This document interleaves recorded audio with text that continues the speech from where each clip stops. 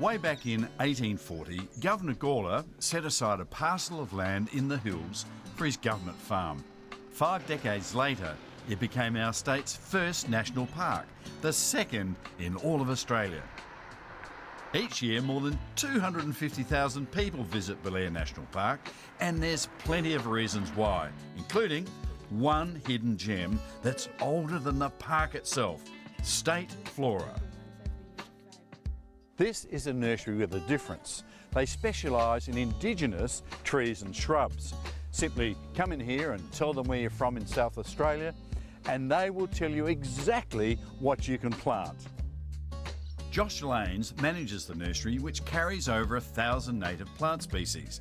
There's gifts, pots, all the usual gardening bits and bobs, but most of all, great advice.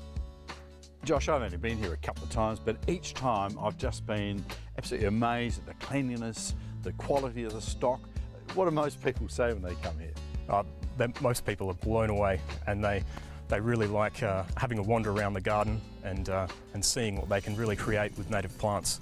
And generally the idea is, like, we have a chat to people and sort of steer them in the right direction and get them making the right decisions for their soil type and rainfall. We got a plant for every occasion.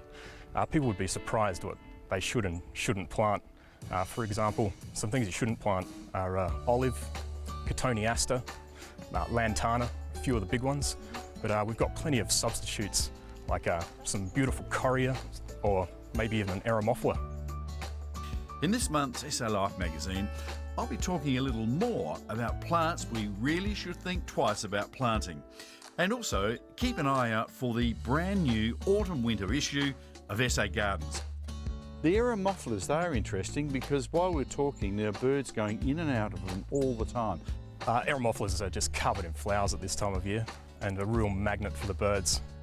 Yes, some people are under the misconception that you don't get a lot of colour with native plants. But just walk around here and see for yourself just how bright and versatile they really are. Hey, they've even got the state floral emblem here, the Sturt Desert Pea. And the trick to growing them is treat them like an annual. Let them flower right through the warmer months in a well-drained soil. Then collect the seed, sow it out next October, November. Bingo, you'll get a plant like this next summer.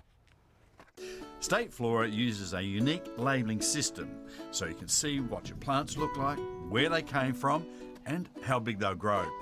Take the info home with you thanks to a push-in label. And you can also pick up fact sheets for a host of garden situations.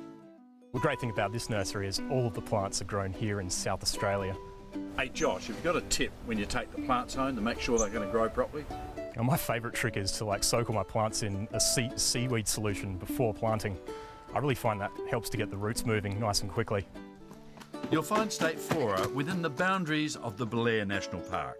Bring the family, make a day of it. You can even combine your nursery visit with a look around the park. They're both open 7 days a week.